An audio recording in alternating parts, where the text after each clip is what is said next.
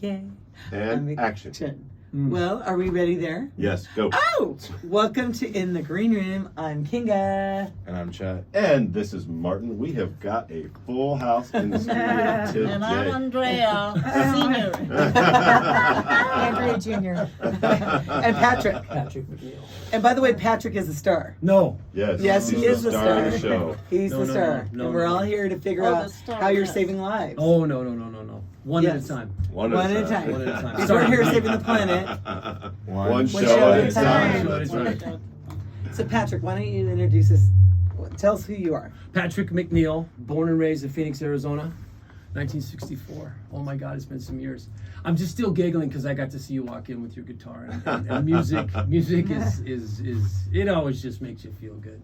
So it's good to have a 12-string Breed Love. Is that Breed Love? That's it. You might need to be a little bit closer for it to have clarity. I'll go here. You need to How be about about that? Oh, that's perfect. Isn't that a better? fistful. He's got a good voice. Would I you don't want say to one- block her because we're on video, right? But no, don't worry about that. Yeah, grab it. Because you It need to doesn't know. matter. It's okay. This is better. Or else you won't sound clear. Okay, I'll go here. That's good. That's good. Yeah. That's perfect. So you have a lot of passions in your life. A lot of passions. So we got guitars, We got guitars. we got Drumming. drums, that would be drumming, mine. music, right? Yeah, music. Acting. A little, not a very good actor, but I gave it a shot. Yeah, I Okay. gave it a Okay. All right. Cars. Cars, ooh, vintage cars. And saving lives. Well, I wouldn't say saving lives. Just say assisting in, from my experience in my life and getting a few good mentors that, yeah, they saved my life. And yeah, we've been doing that for about coming up on 24 years, doing that part of it. Yeah. So tell us a little bit more about that, and then we'll go into the other fun stuff. Yeah. So obviously through my original modeling, acting, TV, film stuff, music, lived in Europe for about 5 years. I'll tell a quick story, which was really funny. We're not in a hurry. We've got 55 minutes. This dichotomy, I guess is the right word, but I remember going I lived in Paris, France in 1986, and went to work out, and I'm working out with a trainer for a specific, we were doing some, I needed a trainer. And he goes, okay, it's time to take a break. And we went to the little coffee bar. We got an espresso, and he pulls out a Jeton cigarette, no filter, and we smoked a cigarette and drank an espresso. Then he had a glass of wine, and then we went back and finished out the workout. That became normal, if that makes any sense at all. 'Cause that's so not normal. That's so not normal. But that became normal with a bunch of other stuff along the way. And that was, 21 years old. By the time I was 33, we burned it to the ground, had a blast doing it. And then it was time to rebuild at 34 years of age. So where were you at before you had to rebuild? Like, So tell us where you were at. Miami Beach, Florida was where it came to an abrupt end. And this is, I mentioned ex-wives. I have a first ex-wife. Her name is a beautiful Swedish girl. She was a supermodel. And her name is, I'll just say her name was Ingmarie. I won't tell you her last name. She married me, so you can get her, guess her last name. But she was the one that delivered the message. She took me in and took me to my mentor who passed away 2 months ago. His name's Jerry Goldfarb. And she took me to a treatment center and introduced me on a Sunday. Jerry came down on a Sunday and sat with me.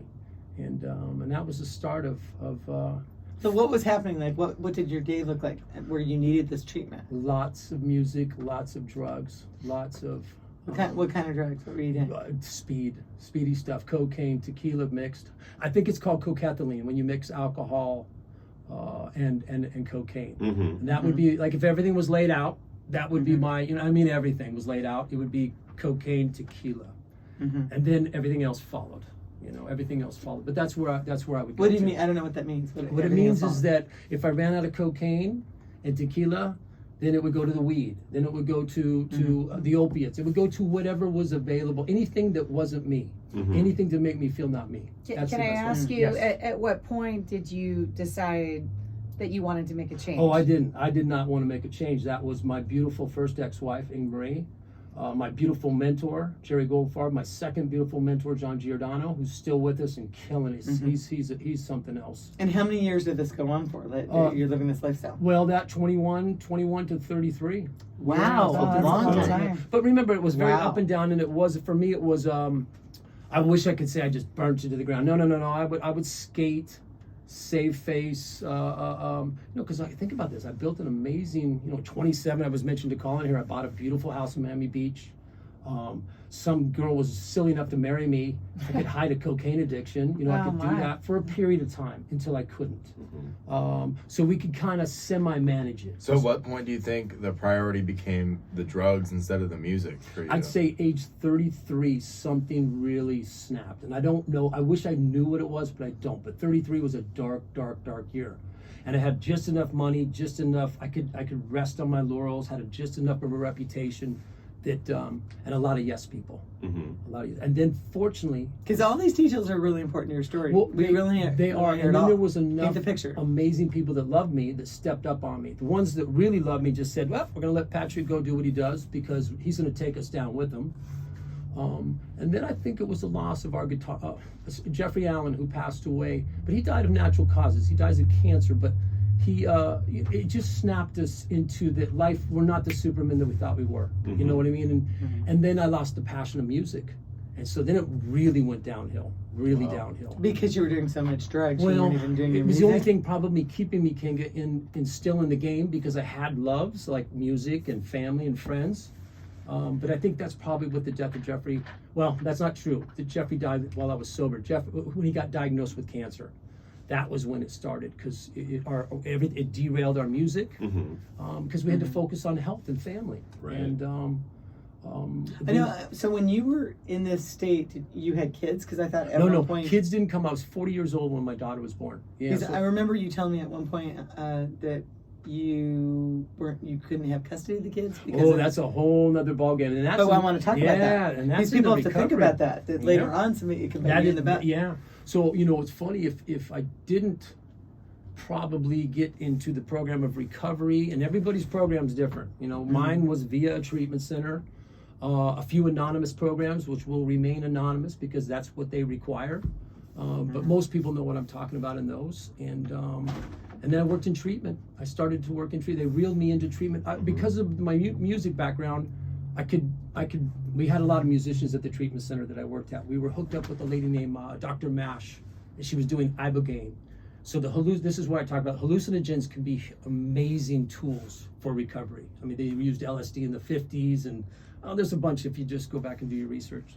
So we hooked up with Dr. Mash, and after they would do their experience out in St. Kitts, they would come back to our treatment center in South Florida, and I was the one that got to interview these people. And amazing stories that So you have your own treatment center. No, this was not my treatment center. This Oh. was called G&G Holistic in Mid Beach, Florida. But you and- have one now. No. Or At no? the end of I had one at the end of 2016, and then a divorce happened. My second wife, that when we were getting divorced, was a part owner. She's a doctor of physical therapy, and my business partners, and I had to step away because it wasn't going to work trying to go through divorce and run a treatment center. Sure. Yeah. Sure. Yeah. So that's kind of retired, I guess, at age 50. Yep. So So, if I can ask, what advice do you have for someone who's struggling with an addiction? I'm going to give you the best advice: never give advice ever. So I have a few suggestions. And the reason I'll bring this up is because Phoenix is the epicenter from what our research is showing us. We're the cheapest place to buy fentanyl. And that's probably why our homeless situation is so huge here right now. We're good weather, great cheap drugs. Yeah, so we got a lot of work. And I'm barely working with addicts right now. I'm working more with first responders because they're taxed, police, firefighters, nurses, doctors, lawyers. I mean, keep going down the list. And it's not by design. It's purely by And what are you helping? How are you helping these people? Well, fortunately, with enough, I worked in treatment for long enough. I designed the last treatment center. I designed the program, and what I'd seen when I really designed this program for addicts, what I really designed was a program for practitioners, healers. We burn our healers out. We look at them as they're expendable, and they're not. They're the most precious tools next to our children. You can't. There's healers out there that are so destined to help others that they'll die as a result of helping others, and we have to save those people. I agree. Because I don't save lives. Those are the real healers. Right. There. I get to Agreed. facilitate that and play a little music and work on hot rods. Yeah, that's what I get to So do. let's go back a little bit. You said that you went in, you were basically forced into treatment No, by your no, first no, no. ex-wife, No, or no, she no. asked you, or what? She Kind did- of she- give us a no, little bit she more was about so your gentle. mental. Yeah, I was supposed to pick her up at the airport. She was coming in from a job, and I was so high, and she came home, and I forgot. And fortunately, everybody Forgot what? forgot to pick her up at the airport. Oh. Probably a good idea that I didn't go because I probably wasn't in good shape to drive. Fortunately, everybody had left the house. It was just me, and she walked in, and it was that look. And she took me by the hand, and she had already set it up. She'd made a call, and it was a Sunday morning. She walked me over to my mentor, meaning she drove me. Your mentor, define mentor. That was Jerry Goldfarb. He was the owner of a treatment center at the time. Okay. It was a small little treatment center. So a healer. Well, yeah, Jerry was Jerry. Yeah, that's a whole nother podcast. You know, you get to meet these people, especially for men, to have strong mentors. And he was probably about my father's age, rough New York guy that he rebuilt a bunch of guys, and I'm one of them. That's the best way to put it. You know, and he did it gently, and sometimes he didn't do it gently. You know, with the rapport, you can be. But there can't be any healing unless you wanted the healing. I disagree with that, and I'll tell you why. Really? I didn't want it. I just wanted to get people off my back. So you didn't believe you had a problem? No, I knew I had a problem. I didn't want anybody to know that I had a problem, but I couldn't hide it. Yeah. But you didn't want to stop. Didn't want to stop. Why? It was too much fun. Too much fun. Even though I was killing myself, when I look back now in retrospect, I can see that. But at the time, I was managing. I still had a house. I had a beautiful wife. Everything was cool. But it wasn't cool. One thing you kind of just touched on is how bad the fentanyl crisis is right now. It's brutal. It's the #1 cause of death for people between the ages of 18 and 50 or something like that over the past 2 years. So we're going to step it back a little bit, and this is where, and I don't ever want to be, I don't want to ever push anything away because we need help from the pharmaceutical companies. We need a lot of help. But what I watched and working. But do you think that should have been created something 10 times or 20 times stronger than heroin? 50 to 100 times stronger than morphine. Yeah, why was that ever created? Oh my That's God. mind-boggling. 'Cause Well, how is morphine not strong enough for people that have severe pain? And it's a great question because when narcotics are deemed necessary, thank God for narcotics. Yeah. This is coming from an addict. But you got to know when to use them. The first experience I had was with my little brother. I'd mentioned I got thrown into sports management as a result of my brother being a professional athlete. But he was in a motorcycle kid and he got hurt constantly. So he got prescribed oxycodone and roxycodones early in 2000. That's strong So stuff. very strong stuff. And so he was the one that educated me on withdrawals because we didn't know what we were dealing with. Yeah. So the problem is I think a lot of the doctors didn't know what the heck they were dealing with. You know what I mean? Such a strong. So we didn't know that after about 7 days you're going to have a physical addiction if you're. Well, After 7 days? Yeah, about 7 days, and that can give and take depending on the person's chemistry. So I learned a lot with my little brother because it was my little brother. So, you know, and then of course in 2006, 2008, the pill mills that we were going through, a massive amount of money with oxycodone, and that's that's already gone by. The fentanyl is what? I know in my book, and I've kind of been retired, so I'm a little out of the game, but last 2-3 years maybe, fentanyl's been I think mentioned. people started talking about it 4 years ago. Okay, but it's so been you're ahead of me. super severe, Super.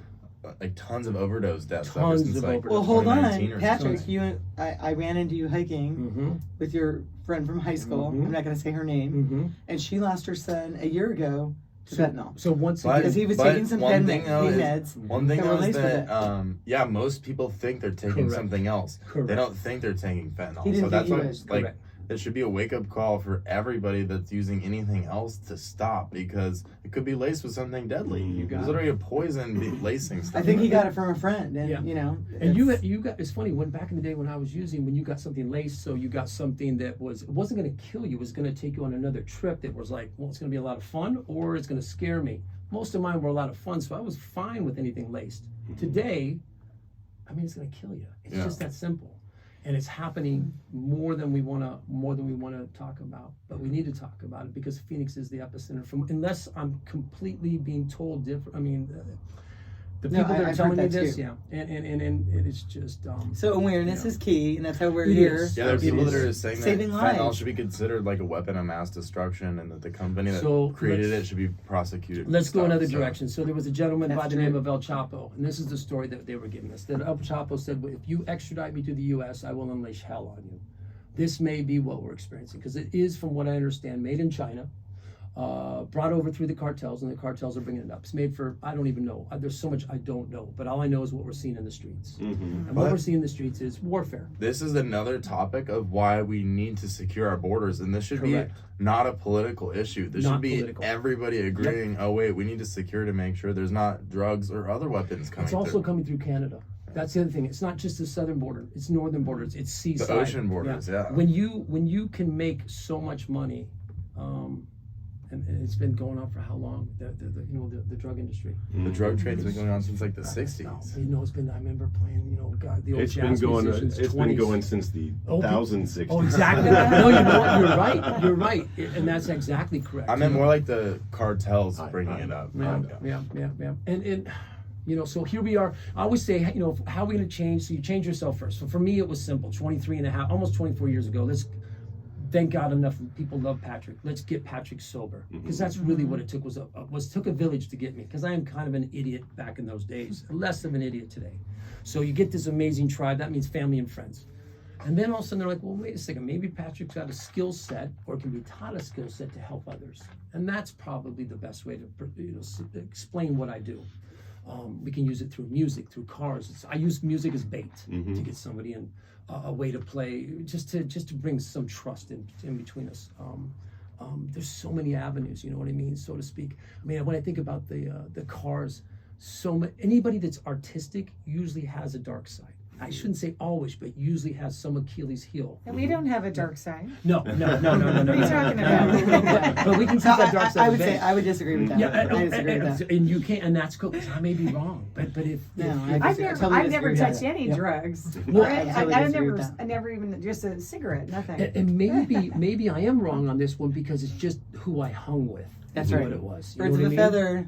And then on the other flip side, Kinga, is that the people that I meet and play with today that are artistic, that have gotten a path of recovery, however that is, are the most light people I've ever been around. So I guess maybe we agree on that. You know what I mean? You don't have to go through a drug addiction to become a light person. It's You one. just It's gotta one live. path. It's one path. It's Right. one path, and there's many paths. Correct. Right. I wish this, and I'm very envious of the people that. Well, I do think that people can, in certain periods of their time, of their lives, hang around somebody that's kind of a bad influence. Correct. And you need to say, hey, I've had my son say to me, hey, that person, yeah, he's a big sponsor, he's spending a lot of money, but that person's a bad influence on you. But isn't it amazing that the choices we'll make based on, and I'm going to just use what you said. Yes. Who was it? Hendrix has said it. When the love of power is superseded by the power of love, we will know peace. And I'm totally screwed up Hendrix. My apologies to any Hendrix fans. I'm a big Mitch Mitchell drummer fan. But anyways, the point is this. I may compromise my integrity because I need that financial money to do what I need to do. This is and actually my son said, you don't need that money. Oh, and he was right, wasn't he? He said, you don't need the money, and you don't need that sponsor. He said it's so, and it's funny because I ran into somebody this morning. Well, no, I think it's only bad because they were influencing your behavior. You can hang out with somebody that's doing something kind of, or you shouldn't hang out with somebody that's doing something morally wrong, but you can hang out with somebody that's doing something kind of borderline self-destructive if you're not going to let it affect you and your behaviors. But you were you were drinking more because you're hanging out with them. That's right. So that's why I was like, you should stop hanging out with them. And isn't it amazing how quickly, thank God for your son to look at you, because I always need another set of eyes to say, Patrick, you know what, you're 23 and a half years sober, but you're a nutcase right now, and I didn't even notice I was a nutcase, and this happens daily. But wait, this is a fun topic because he's somebody that's super successful though, and there's super kind of this successful, there's super this kind nice, of super happy.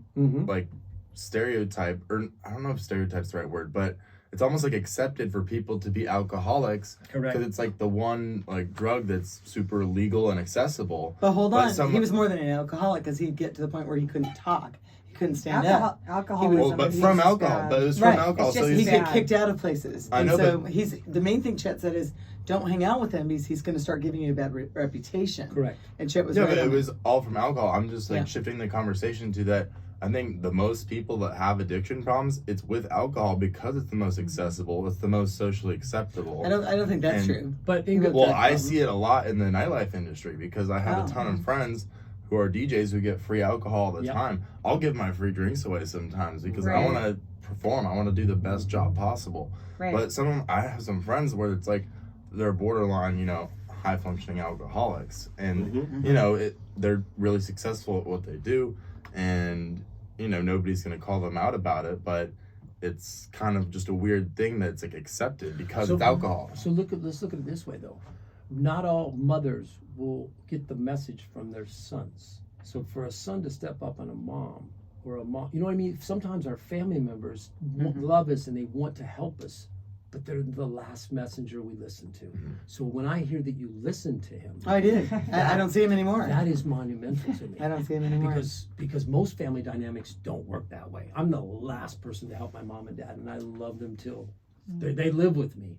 But so I have to be a little bit more creative and bring other messengers in when I think I need to get messages to my parents or when they need to get messages to me. Because come on, my old man didn't know. I'll be careful.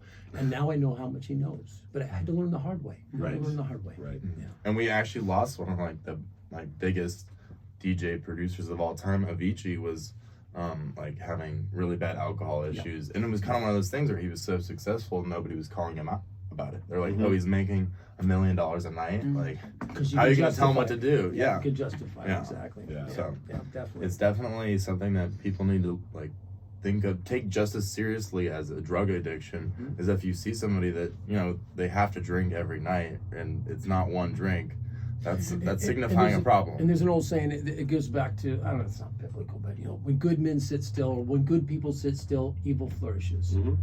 It's a little hardcore, but the point is that you do need to say something. When you see something, whoever we are, whatever we see, you have to be very careful how you word it, because I don't want to push people away from me. Even though I'm right, I have a tendency to push people away with my demeanor. I need to bring people closer so we can help. Well, yeah, I'm obsessed with having fun, but in a super sustainable way. Like, I want to have a ton of fun tomorrow, the next day, and the next day. So if I am around anybody or I see anybody I care about around somebody who's on an unsustainable path and they're heading towards a direction that's going to be not a bright future or less fun, I'm going to say something for sure. And I won't be around anybody that's like that, that's on a trajectory of self-destruction. I don't like to be around that. Well, it was cute because Chet said if he's part of the show anymore, or his associate, I'm not gonna say her name. Right. He said because she was coming on to Chet when she was drunk, and she's twice his age, and so Chet said, I don't want to be part of the show anymore. Don't hit the table. Yes. Sorry. So I wasn't having a problem, but he had a problem that I was hanging out with them, and yes, I was drinking more, but I was not getting drunk like they were. Right. But I was with them, and we were kicked out of places because they were drinking to the point where they were embarrassing. And on the premise that we don't want to kill the messenger, that message you give, the key is that you sleep well at night because you did the right thing. The other part is this: some of the messages I received were 20, 30 years ago from teachers, friends, and all of a sudden I'm 58 years old. I'm like, oh, that's what Mrs. Tang from second grade was talking about. You never know when you plant a seed, is what I'm saying, good or bad. So, yeah. Okay, so I've a friend. Well, I'm not gonna give too many details because I don't want their identity to be known. But I basically am not friends with them anymore. I had to cut them off because not only did they have a drinking problem, but it was a drunk driving problem. Yes. And so this incident, I had met him out at a bar, and he got literally cut off from the bar. The bar cut him off. Wouldn't serve him anymore. They served me a fifth drink, and they cut him off. And he got mad about getting cut off, so he gets up to leave. And he grabbed his keys. I was like, "You're not driving." And he goes, "Oh, I have to work tomorrow. I need to have my car home." I was like, "No, I'll Uber you home and then Uber you back to your car." And he goes, "Oh, or no." I was like, "No, you need to Uber your ass home and back to your car." And he tries to go, "Oh, I don't have money to Uber like that." I was like, "Oh, so you had money for 5 drinks, but you don't have money for an Uber? That's psycho." There is no rational thinking. They're not rational. Well, but I tried to rationalize it and say, "I'll pay for your Uber home and your Uber back to your car tomorrow. The fact you don't have money is not a good excuse, but I'll pay for it." And he still got mad at me and got up and left. And so all I could do, I let his girlfriend know that it happened, and I blocked his number because I was like, I sent a really detailed message saying, I'm not going to be the one who gets the call to bail you out. Right. All I can do is call you out, and I've called you out multiple times now. And Chet, you hope it's just bailing them out. Yeah. Oh yeah, it could be there's something way worse. It could be So we hitting. just have It could be dear hitting a friend. family. Yeah, we have a friend that just got out of the hospital, and him and his daughter got hit by a drunk driver. I was just hiking with the lady. I didn't even know it. She had been in an accident. I didn't know about this, but there was a guy speeding 130, 140 miles an hour. Hit her. She was on her first day of week. She worked for SRP. Killed the driver, and she's been traumatized ever since. And I mean, this constantly, and that could have been, guys, I'm not judging. Thank God I lived in Europe for those 5 years. I didn't have a car. I rode a bicycle, took cabs and public That's transportation. good that you have I a saved people. I have another friend that said I think it was a little too harsh for you to block him and all that stuff. No. And I was like, I don't know like what I was supposed to do in that situation, but all I have to let him know is that I'm being serious Correct. and that he needs to change his behavior. And Otherwise, we enable. Yeah. I a lot of people. I'm a hard person to deal with, but most people, it's all people. I had to learn how to love myself, and now I love others. You may not like my message, but my message is at least pure.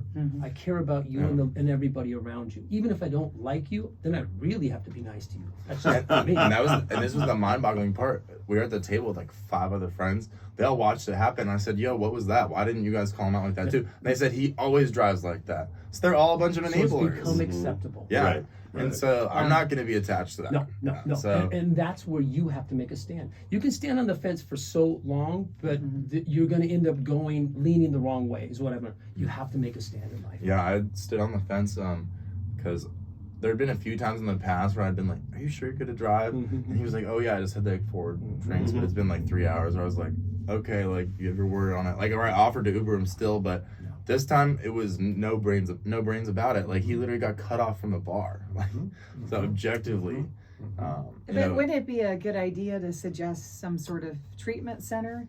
A treatment center for your friend? well, he was in denial about it. That's what I'm saying. All I could do, I told his girlfriend about what happened, and then I blocked his number. So if she wants to take it to that level, then she should. So But it's then- probably going to require. 'Cause that would be more It's constructive. probably going to require like a DUI or something for him to come out of denial. That's a sad thing. Like me, a loved one took me by the hand, and that goes back to my first ex-wife, who I have so much respect for, and took me gently to my mentor, and then let him do his healing. That's good. Yeah.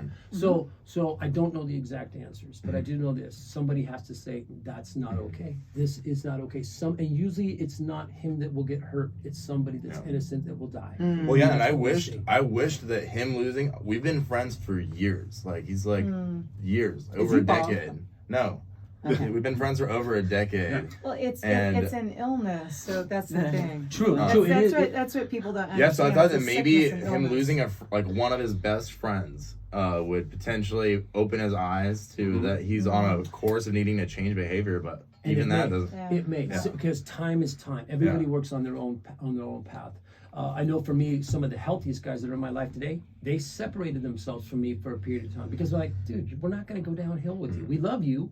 We're not going to go downhill But with yeah, it is important that you have the respect for them to call them out though and let them know about it. Like, I 100%. had the respect to call them out because I feel like I know other people that have witnessed stuff like that and they'll just like, ghost them and not talk to them about it. It's like, yo, you need to call them out and let them know, like, I care about you and that's why I need to see a change in you. But behavior. as long as there's one of you, you know what I mean? Not everybody has that ability to do what you do. They don't, and that's okay.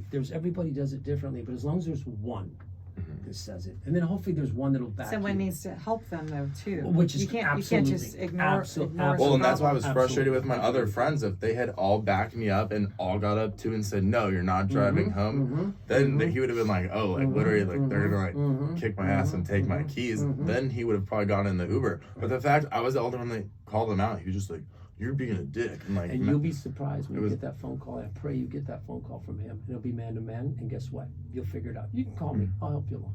That's how it works. Yeah. yeah. So I'm glad I did the right thing because it was a difficult situation for sure. Very difficult. Do they have some kind of programs for people with drug addictions where they do, like, for example, like music therapy or poetry or We have so Horse painting, therapy. Yeah, something here's the good that news. Is music and arts. redirects their brain to something positive? Everything's out there. The problem isn't the lack of treatment. Like the Salvation Army has a long-term treatment program that I'm free. So there's no excuse not to get help. And then you have everything in between that's there. The problem is we have a drug that's so strong. It's so good they'll die getting high. And that's the fact. And we used to see it with the heroin addicts, the cocaine addicts, and like myself. But this is another thing. It's obviously not so good if it kills you. Correct. So I don't think from you should our use those perspective- words. So Somebody's going to hear this and they're going to be like, "Oh, I want to do let's that." speak to you as an active addict. When it's so good, you don't want to be in the third dimension anymore. You want to live wherever that is. I don't know where that is because it's been so many years I've forgotten. But it's a dimension that you're willing to leave this. You're willing to die for You're it. willing to die for. And it's down to $2 a pill. It's called a little blue pill. And that's What's it called? It's fentanyl. Yeah, it's fentanyl. Mhm. Yeah, so little blue pill. The police refer to it as a little blue pill. Yeah, Mm. yeah. From the stats I just got back, and I don't know if this is fact, but the firefighters, 85% of their call is Narcan related. These guys are supposed to be fighting fires and helping people in automobile accidents. What do you mean by Narcan? Narcan, so no overdoses. So the Okay. Narcan will get you Overdose. out of it. So it's Oh, so they This have is- to administer Narcan correct. to get them out They're of the even dose. giving people that I can go out and get Narcan for if I have a family member. It's just, are you kidding me, people? Which is thank goodness. But But what is that? it knocks you. It's in. Well, I can't explain it because I don't know the chemistry, but it basically it pulls you out of an overdose. Narcan does. So, but all this chemistry. They can't be, because then there'd be people that would just have the Narcan when they. No, it's There's no way that's 100% not a gonna real thing. Yeah, it's 100% a real thing. What do you? Yeah. Yeah, But Narcan is what saves you from an overdose. Yeah. It's But- not Yeah, all- don't spread but- misinformation. It's Yeah. more No, opioid no, overdoses. but is that a foolproof, like every time? no, you can still die for sure. Of course Yeah. you can. Yeah, And you got to but watch it's- after you So, administer Narcan. That's why it's important to say that. No, but what I'm saying is and this is way outside of my realm, my scope. But from what I'm being told, then you got to watch them once the Narcan is. But we have to say administered. only They're- what's exactly accurate. Well, I don't know. That's what we're Exactly, saying. exactly. It's, Well, no. it's vital information that people know Right. that Narcan is what will save somebody during an But overdose. not all the time. But we'll saying. find a firefighter. It's still super and bring vital him to on. try to And save that's- Okay, that's next time. what we'll Okay, do. And he'll explain it. And so I'm going to find one of my guys and we'll bring him in here. You Yeah. know, so I just know, once again, a lot of this is information given to me by first responders. Right. You know what I mean? Yeah.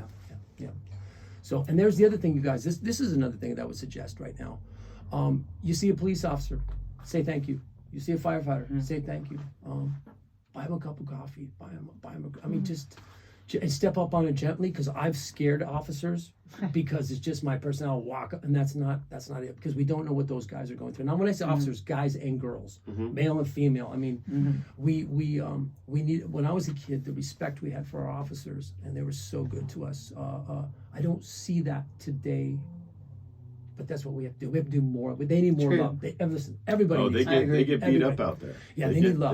They need lots of love. Yeah, they do. And they need support, and they need to know that we love them. Yeah. And it goes back to God, that's the worst thing, is to do a job that you're putting your life on the line and you don't feel supported. That sucks. Yeah. That sucks. And there's some people that are saying they think that like overdose and like mental health related issues should be a different, like, department or something like that, which is an interesting thought. It's a very interesting Yeah. thought. And Because they're like, should somebody with a gun be like, reporting to somebody that has an overdose or something like that? because you're right, because Yeah. somebody under the influence. Imagine being in a blackout. Because I did quite a few blackouts, they told me. I don't remember them because they're called blackouts. But I woke up not knowing what happened, probably 12 hours. There was a 12-hour, I'm guessing. Yeah, exactly. And I so just don't during that remember. period, if the wrong cop with a gun Oh had been my the one trying to God. arrest you and you didn't realize it was a cop and you try to hit him and he But- shoots you, then you're dead in a situation where it's like you didn't even know what you were But doing. even worse, I remember walking out to the garage and my car's there. So I drove. Mhm. And the blackout. So who knows how So it's that- like the that- scene in Wolf of Wall Oh, Street when it's crazy. Jordan Belfort was like back home after the Yes, Quaalude. yes. So It's an in- iconic scene, Leah doing Mhm. brawling. So from when you started till when you finally ended, in between there, since you ended, have you had any relapses? No, you mean as far as physical relapses with alcohol and drugs, absolutely not. Emotionally, because so if I had to define myself, I am the manic depressive, which they call today bipolar. I was diagnosed bipolar 1. But what I mean, so highs and lows. I'm susceptible to depression, but I'm more on the manic-y side. I haven't had my coffee today, so that's not true. I had a few this morning. So I have to be very diligent because I can really swing back up and down, and the depression can get really scary. You take medication for that? No, fortunately, I ate and this is another topic. So this is where I have to tread very lightly because I'm a huge fan of pharmaceuticals when deemed necessary. Absolutely. When they're not necessary, I'm a big fan of holistic medicines, which means hiking, playing music, there's herbs, there's all kinds of things. But Eating healthy and exercise. It's Sleep. How about so sleep? massive, How about yeah. Sleep's important. So it's the basics. Definitely. But what happened in treatment is, this is one of the reasons I also got out of treatment. The insurance companies dictated when I had to fix somebody. They were down to 14 days. We needed him fixed in 14 days. It took 14 years to screw me up. And you want me fixed in 14 days? Ain't gonna happen.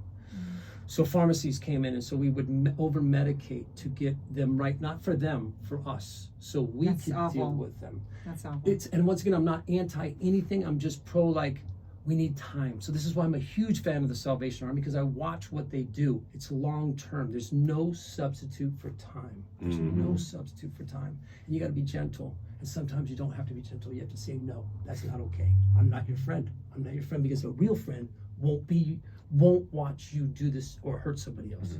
So we're big, you know what we're talking about right now. So yeah, that's kind of the bottom line on that one. So how long, let's go back even more. How long did it take when you walked into that treatment center that Sunday morning and you talked to this incredible mentor? How long did it take him to talk some sense into you? So it's very simple. So John and question. Jerry worked as a tag team. So they were the odd couple. John, and they did this to me. They knew how I worked. Patrick, let's say you're not an alcoholic. Let's say you're not a drug addict. And it shouldn't be a problem for you not to drink or drug for 1 year. And I just sat there. I was like, oh man, what am I going to do now? Like, screw you guys. Okay, I'll take your bet. So for 1 year, I white knuckled it, meaning I didn't do the work, but I didn't drink and drug to prove to them that I was an alcoholic. I wasn't a drug addict. And all that happens at the end of the year, you realize, guess what? I'm an alcoholic drug addict. And now I got to do some spiritual work because I'm hurting. Now I can't medicate. Now I just hate everybody. I hate myself. I'm a year sober. I'm smoking 4 packs of cigarettes a day. And that's another thing about alcoholics. So, and then all of a sudden all the messages from the universe came. My uncle gets sick with lung cancer. People are suicidal. I'm like, oh, geez, now I got to do the work. And the work is once again, many paths to do the work, you know, so. That's impressive. You were able to quit cold turkey, though. But from it sounds like the amount of drugs and alcohol your intake was. I'm very stubborn, so I didn't do it. I wouldn't suggest the way I did it. You just didn't want to lose that bet. It sounds like. And I wanted to show those guys, and guess what? Though So in that whole year, you didn't have one sip. No, one sip. I haven't had a sip in February 23rd and next year will be 24 years of consistent physical sobriety. Congratulations on There's that. been excellent. guys, but there's been Way to stay ups strong. and downs. I mean, look at. I haven't talked to my children in 6.5 years. So wait, tell us about that, because I know you lost custody of your kids. So the and best tell way us- to go about that is that there was so in this sobriety piece, I started working in treatment, and I lost sight of some of the very key pieces, the personal work. I got so into helping others, and I was pretty good at it, you know. And but I lost sight of what was most important. That was my personal recovery, my second wife, my children, and they got the brunt. They probably got, I guess the best way to put it is Natty and the kids had to deal with the process after working with 64 addicts in a day. And as a recourse, you know, Natty had said enough is enough, you know. Enough is enough. I told you, manic depressive. You know, as one of my mentors said, you wore your wife out. You wore your wife out. Now, I was also not the nicest guy. So there was a period of time that was best for me not to be around my kids because I wasn't nice to my ex-wife. But you were already sober and you weren't being nice? 17 years sober, physically sober. So physical sobriety and emotional sobriety have nothing to do with each other. Unless you're an alcoholic, it's best that you get physically sober and then work on the spiritual side. So, yeah, you know, I said it today. There was I'm very confused. So basically you're sober, but you're angry. sober, very angry, to the point where it's, and I'll be very frank with you, it was either going to be homicide or suicide. Were those withdrawal symptoms? No, that it you were had having? nothing to do with that. It had to do with that I'd slipped back into the victim. I thought everybody was against me. There was a couple psychologists, psychiatrists. Like who was against you? So have you ever been through family court? No. Okay, good. Well, divorce? Divorce. Yeah. Okay, divorce. But family court, family courts, where we were was designed to keep the family fighting because the money is brought in from the families. You know what I mean? So somebody had to bow out, and I had to bow out. But I didn't. My ego didn't want me to bow out because I felt I was right, and I felt I was a really good father. So I didn't need. And then being diagnosed bipolar 1, they wanted me to take specific medications. And I don't take medications. And this, once again, I'm not anti-medications. I'm just, for Patrick, hiking is more important than a pharmaceutical drug. Okay. Because it worked. I've been doing this for 17 years. As a result, Oh, so all of a sudden they want you to take an opiate. well, they want not an opiate. No, not a narcotic. Well, it would be a non-narcotic. medication for a Medication. Medication. manic They're called depressant. SSRIs. Yeah, they're called SSRIs. And you said no. Well, one of the first things on them, it says, do not exercise in temperatures over 100 degrees. This was in August, and I was hiking it. You know, in the old days, just run the stink off. It was miserable. I mean, being without my children, Why would you want to hike in hot weather like that? because I'm an Arizona boy. I can't- Hey, I really, I can't hike, hike in that. This I is- hike like every that's day. horrible. Yeah. It's Or I too hike or hot. run every day. But it's also where I meditate. Uh-huh. That's when I talk to whatever. I talk to the creator. Oh, I love when hiking, hike. just not in over 100 degrees. Yeah, It's yeah. too hot. But the bottom line is this. Listen, I made my bed.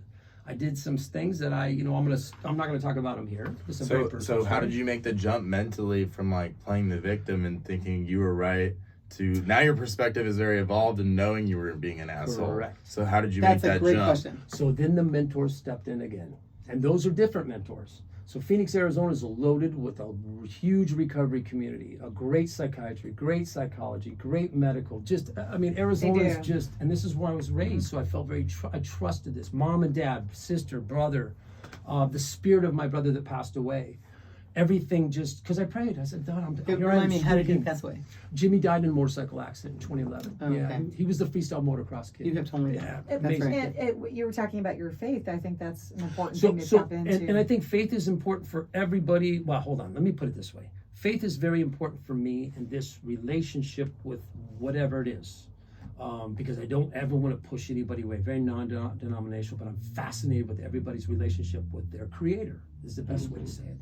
So I borrowed from the indigenous. I borrowed from everybody, quite frankly, to what works for me. You know what I mean? Hiking is one of the ways I talk to God. I think that's awesome. I think everybody should have their own definition of their relationship with God. I don't think it should be Right. like, oh, according to this text, this is what I do. Like, there should be That's you right. having your own, you know. But yet, some Spe- people do really well in organized religions. Oh yeah, for sure. And But that's beautiful. so that's the Everyone has interpretation. different ways. And so that's the interpretation for that works for that person. Absolutely. Exactly. Absolutely. So I think it's not one size fits all. It's whatever 100%. works for you. And it's really cool. My Phoenix is loaded with churches, synagogues, so on and so forth that accommodate all these recovery communities. If you know what I mean, they work under the same brick and mortar. So if you want to get healthy, it's all there. You know, if you want to get high and get stupid, it's all there. So let's go Yeah. back to you didn't see your kids from what age to what age? And I then when haven't did you seen start it. seeing So them? my children were 11 and 8 when the divorce started, and Okay. there was it was immediately they And were you're able to make- sober. So clean and Again, sober, yeah. okay. So I immediately moved to Phoenix, Arizona. And then ironically, both my parents, my mother was diagnosed with cancer, so it was another reason to stay here. At least it gave me a passion again, a reason to be here. And, Right. and it kept me away from, it distracted me from the nonsense that was going on in Miami, Florida, where my kids and my ex-wife are. So it was probably a very healthy thing. Were you trying to see them? Were you trying to fight to see Yeah, them? yeah. Once, so I'll just lay it out to you. So when the diagnosis came back for bipolar 1, which we knew we were already bipolar, but when the official one came in, then it goes to psychiatry, psychology, medication. It's over $1,000 a week just for psychiatry, Jeez. psychology, and medication for me. Right? Just the way, and guess what? As the way it was explained by the psychiatrist, there's only 1.5 of me that work with the courts. The other half is on vacation. It's just the way. And he was $600 an hour, and that's, guess what? He's really good at what he does. Mm-hmm. So I said, okay, I'm gonna be a deadbeat dad. I won't be able to make my child support payment. I know how to be healthy. I know how to stay healthy. So I'll go this direction. Good news, never missed a child support payment. But the kids haven't seen their dad in 6.5 years, and that's just the way that goes. You know, And so courts are courts. now, right now, So you haven't seen Isabella, them. my daughter, just turned 18, flew back, for her birthday, and everything still falls on deaf ears. So talk about So you saw her for the first time? no, still haven't seen her. So but the point is that the tough part, and I have a really beautiful second ex-wife who's a very protective mother. She's doing what she thinks is right. I can get in there, because I can be a scary guy. I don't mean to be a scary guy, but I was a scary guy. Even So clean you sober. have a temper when you're sober. I got a temper just right now, but I'm quelling it. You know what I mean? I'm joking, by the way. Yeah, but think about this. Yeah. But music is a great way. Hiking is a great way.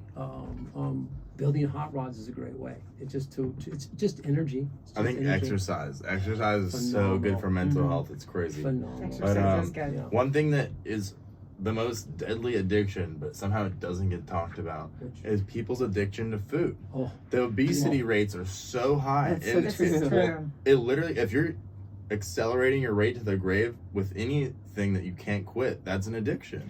And a lot of the obesity rates, I think, are like 30% are morbidly obese. And we're the- That's basically 30% of the country are really severe food addicts. You know what we've that are- given to the rest of the world? Fast food. That's our great contribution to the world. But Because I lived in can I Europe tell and we you didn't what- have it. Can I tell you what I think is really despicable is a lot of parents can get in trouble if like their kids are too thin and they're not feeding their kids. But why are these parents getting away with if their kids are like 100 pounds overweight? You know? Yeah, it should be just as illegal as malnourished Yes. children. Yes. Don't have to death. I'm sorry. Do you remember? Punching it, Do but, you remember? I don't remember the kid's name. Well, no, We but used to go we to know somebody. We know Benihana's. somebody who's having a really bad health issue right now, and he won't change his diet to try to save his life. It's just crazy how addicted some people are to There's their. more money in keeping people sick. there's- But I for want to sure. tell a specific story. I want to trigger his memory. We used to go to Benihana's a lot, and there was this wealthy kid that would get dropped off. I think he was maybe 11 or 12 years old, and he'd get dropped off in a limo, and he would be eating by himself at the table, and he was maybe 100 pounds overweight, and he would just eat whatever he wanted, and then he'd get back in the limo, and he was never with his parents. That's disgusting. I mean, to me, that's child abuse. And I mean, he would have like It 6 is fried child eggs. He'd have like 3 dinners. The food was. Do you remember him? It was. That's crazy. Jabba. Yeah. Miso too. Well, but there's a lot of unhealthy. There's a lot of unhealthy food that we're pushing on the population, and it's causing a Yeah, but huge. still, like, if we can spread enough awareness, if everybody collectively stopped buying unhealthy food tomorrow, they would stop trying to sell it. And That's just how that ironically, works. today is So- National Diabetes Day. It is sad that how hard it's marketed and it's pushed in your Yeah, face, and it's hard to avoid Well, the unhealthy it is. stuff. So sugar. I mean, if we were Well, if we were it's going an to talk epidemic. about, Well, with epidemic. diabetes, Yeah. like Kinga was Diabetes. saying, And it's- also cancer. Guys, think about cancer. There was, God dang, it was years ago. There was a chemo. We were studying all kinds of chemo for my mom. And there was a guy in Belgium, and I don't remember his name, but he had encapsulated chemo inside of sugar, or one of those ways. And so it was a way to isolate the cancer cells because they're attracted to sugar. I was like, what a novel idea. And then we don't hear about that anymore. Right. We don't hear about it. And I'd have to look back and find all the details, but I thought that was fascinating because, you know, my mom, my beautiful mom, has chemo fog.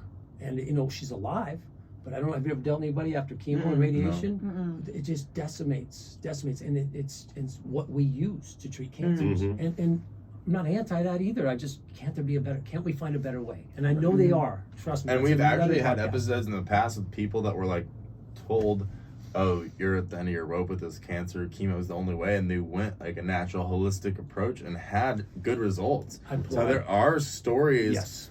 of Yes. people that don't go the chemo route Miracle. and pull out. Yeah. Correct. Well, it's But not. I mean, it's sometimes not a medicine is miracle. It's needed, it's though. becoming so healthy I- with. I agree and Henry, disagree It's with becoming that. so healthy with holistic, Right. natural remedies that your body's able, your What immune about the- system is able to fight it off. Chet, what about the combination? Because what about preparing somebody for chemo? Because there are times. Maybe Well, there chemo's a are great times idea. that you Yes. need medicine. So I agree with going with the holistic route, but sometimes you absolutely need medicine. Oh, without a But doubt. let's take diabetes for example. Correct. If you are not producing insulin properly You need insulin. and you Correct. do not take your insulin, Correct. right? Correct. You are going to die. You're going to stroke. Correct. You're going to kill your arteries, and you're going to die from diabetes. The stroke. And there's no way. And that's why, it's a with it being diabetic National coma. Yeah. Diabetes Day, everybody should go out and test their sugars, find out what your sugars are, so you have a comparison.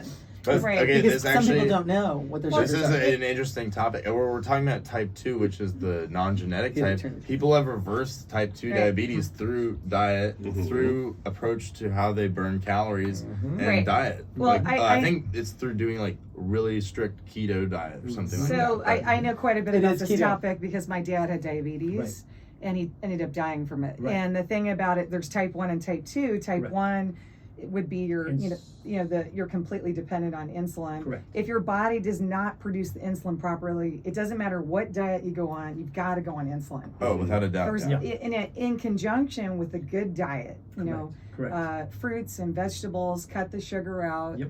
you know, Lean we're- proteins.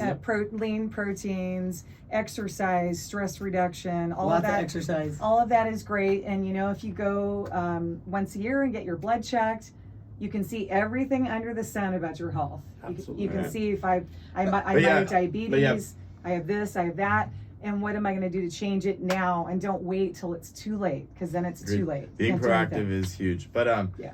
on the topic of just sneaky addictions that people don't think about, another one is caffeine.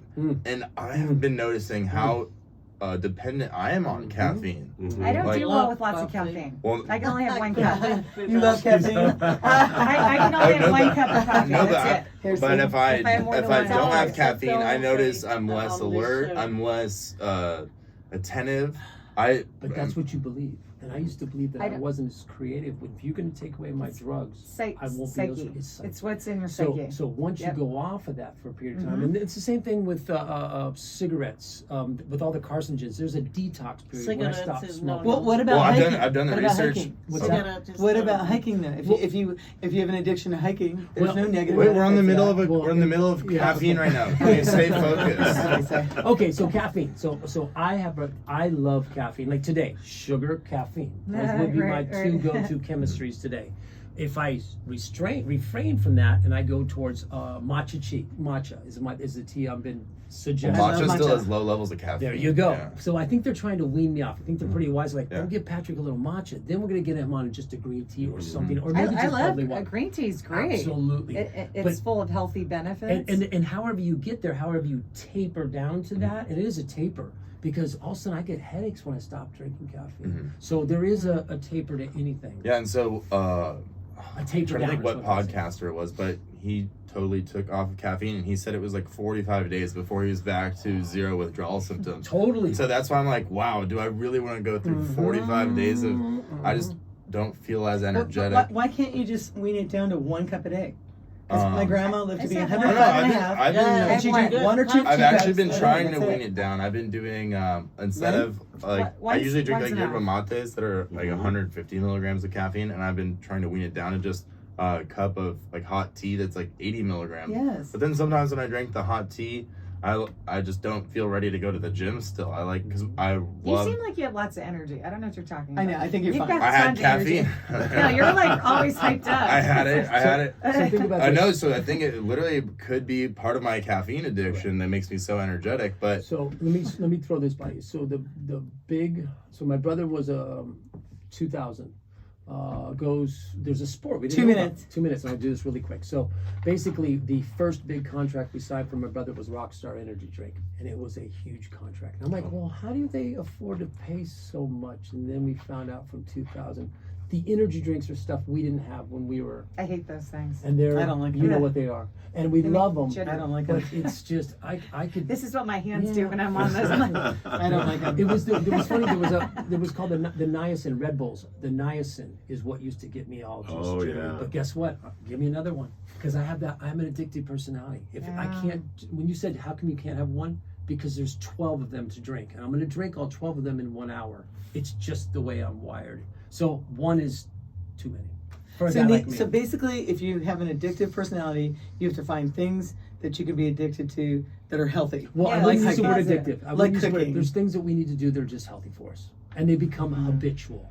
Habitual is a good word to use, because addiction usually pertains to having a negative consequence somewhere down the line. So let's just do healthier things for Oh, I ourselves like that. and make them into habits. I like that. Yeah, I like that. Be happier. Yeah. happier. So Play you're music. the Play health music. love coach, wellness coach.